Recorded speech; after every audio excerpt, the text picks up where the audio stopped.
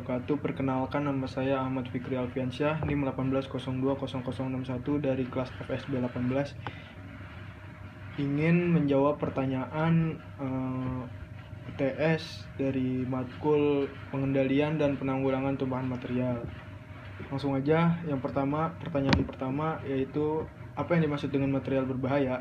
Material berbahaya merupakan bahan kimia dalam bentuk tunggal atau campuran yang berdasarkan sifat kimia atau fisika dan teknologi berbahaya terhadap tenaga kerja, instalasi, dan lingkungan. Lanjut, pertanyaan yang kedua yaitu sebutkan klasifikasi material berbahaya menurut United States Department of Transportation, The Orange Book, dan United National PBB, The Purple Book. Yang pertama itu ada dari kelas 1. Kelas 1 itu ada eksplosif, kelas 2 ada gas, kelas 3 ada cairan mudah terbakar, kelas 4 ada padatan mudah terbakar, bahan yang dapat terbakar secara spontan, dan bahan yang berbahaya dalam keadaan basah. 5 oksidator dan peroksida. 6 beracun, 7 radioaktif, 8 korosif, 9 bahaya lainnya. Yang kedua ada dari United National PBB. Kelas 1-nya mudah meledak, 2 mudah menyala atau terbakar, 3 oksidator, 4 korosif, 5 beracun, 6 membahayakan pernafasan, penyebab kanker, 7 menyebabkan iritasi, 8 gas bertekanan, 9 membahayakan lingkungan. Lanjut, nomor 3 ada, menurut Anda bagaimana cara pengendalian tumpahan material berbahaya? Jelaskan. Ya, menurut saya pengendalian material berbahaya dilakukan untuk mencegah dan mengurangi risiko penggunaan bahan kimia berbahaya di tempat kerja terhadap tenaga kerja, alat kerja, dan lingkungan. Cara pengendalian tumpahan material berbahaya ini bisa dilakukan dengan cara yang pertama ada penilaian risiko. Penilaian risiko itu ada identifikasi atau kenali jenis tumpahan dan sumber tumpahan bahan kimia. Jika tidak mengenali sifat bahan kimia, kosongkan daerah sekitar tumpahan dan hubungi pihak berwajib. Jauhkan dan matikan sumber pengapian atau listrik yang menyala. Yang kedua ada pakai APD. Gunakan pakaian APD tambahan yang sesuai dengan kondisi tumpahan kimia atau wajib. Perhatikan MSDS atau SDS Safety Datasheet yang berhubungan dengan tumpahan kimia. LDKB, lembar data keselamatan bahan. Lanjut, nomor 4 ada pertanyaannya yaitu ambillah satu contoh material berbahaya, kemudian jelaskan setiap poin. Ada 16 poin dari contoh MSDS material berbahaya.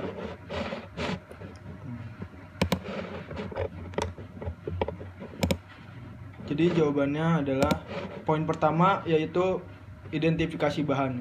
Di sini saya menggunakan bahan karbon monoksida. Poin kedua identifikasi bahaya. Gas mudah menyala dan terbakar jika terhirup, menyebabkan sakit kepala, pusing, kejang, kehilangan kesadaran, dan kematian. Poin ketiga ada komposisi bahan. Komposisi bahan karbon monoksida ialah chemical name, carbon monoxide, chemical family flammable, toxic, reactive gas, CAS 063008 0 UN 1016 ERG 0119, warning toxic gas. Selanjutnya ada poin keempat. Poin keempat itu pertolongan pertama. Tindakan pertolongan pertama, orang yang sadar harus dibantu ke area yang tidak terkontaminasi dan dirawat dengan oksigen tambahan. Penghapusan cepat dari area yang terkontaminasi adalah yang paling penting. Orang yang tidak sadar harus dipindahkan ke area yang tidak terkontaminasi dan diberikan pernapasan buatan dan oksigen pada saat yang bersamaan. Pemberian oksigen pada tekanan tinggi hingga 2 hingga 2,5 atmosfer telah terbukti bermanfaat, seperti halnya perawatan di ruang hiperbarik.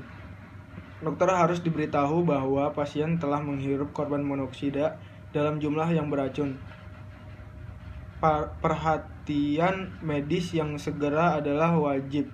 Dalam semua kasus paparan karbon monoksida yang berlebihan, personil penyelamat harus dilengkapi dengan alat bantu pernapasan mandiri dan waspada terhadap bahaya kebakaran dan ledakan ekstrim.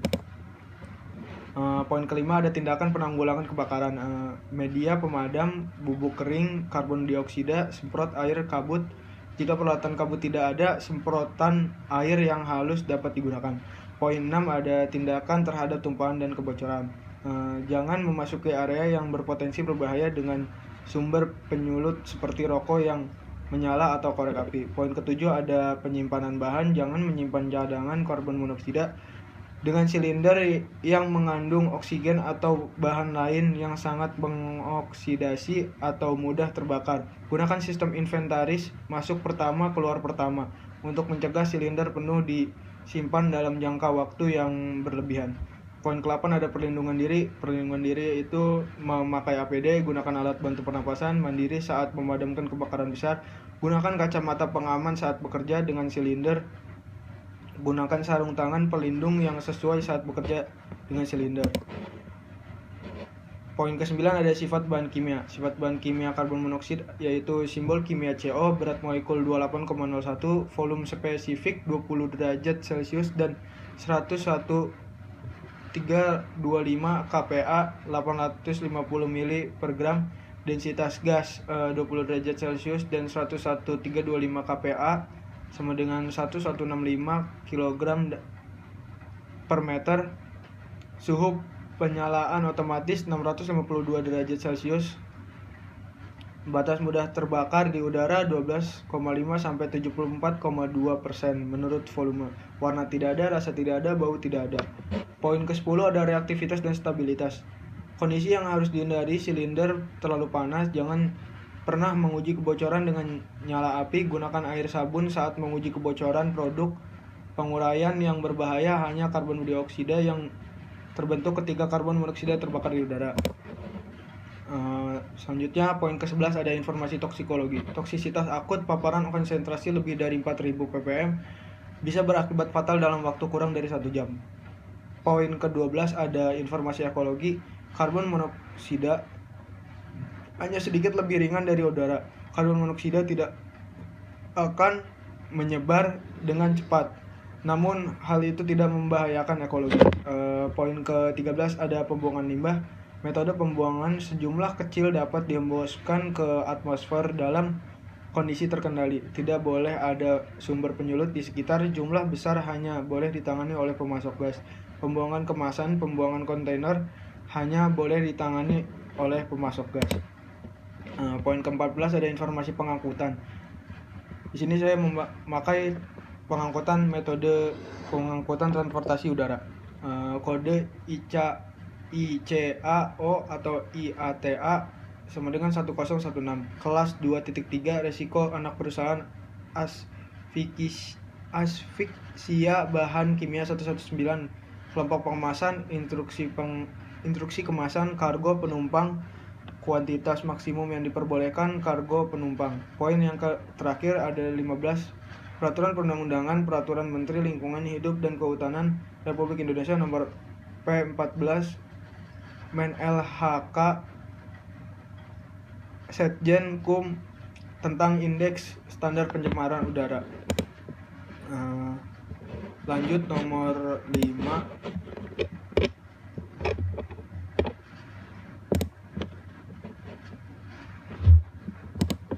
Nomor 5, pertanyaannya jelaskan ketentuan dalam membuat plakat, simbol, dan label. Yang pertama ada simbol B3 ya. Simbol B3 itu bentuk dasar, berbentuk bujur sangkar 45 derajat sehingga mirip dengan belah ketupat. Pada keempat sisi belah ketupat diberi garis panjang sejajar yang menyambung sehingga membentuk bidang belah ketupat dalam dengan ukuran 95% dan ukuran luar. Warna garis yang membentuk belah ketupat dalam sama dengan warna gambar simbol limbah B3.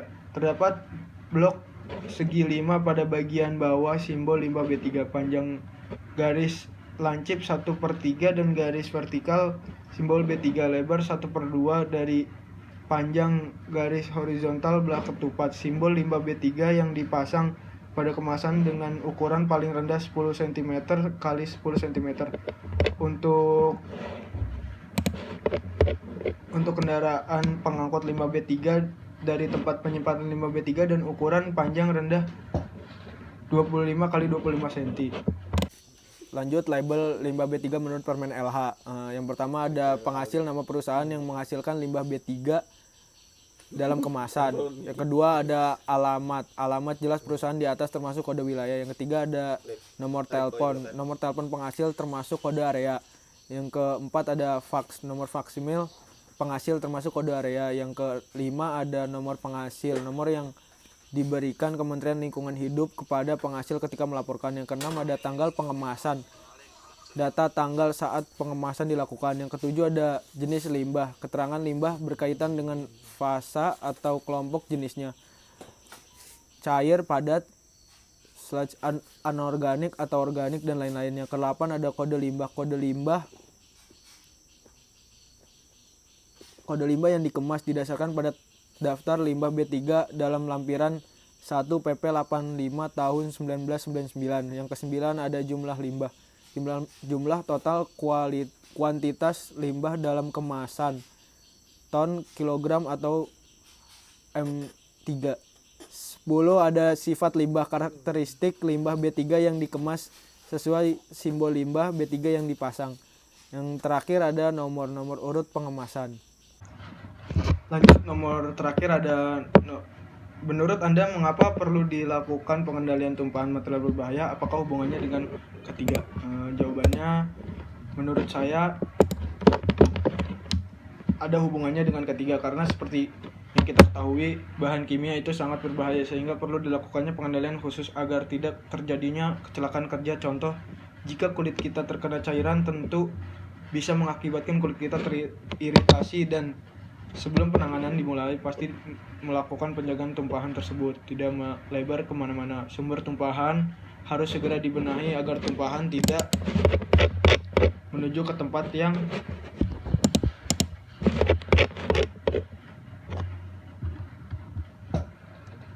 lain. Demikian pertanyaan yang bisa saya jawab. Kurang lebihnya mohon maaf. Billahi taufiq wal hidayah. Wassalamualaikum warahmatullahi wabarakatuh. Baby, just to let me down and mess me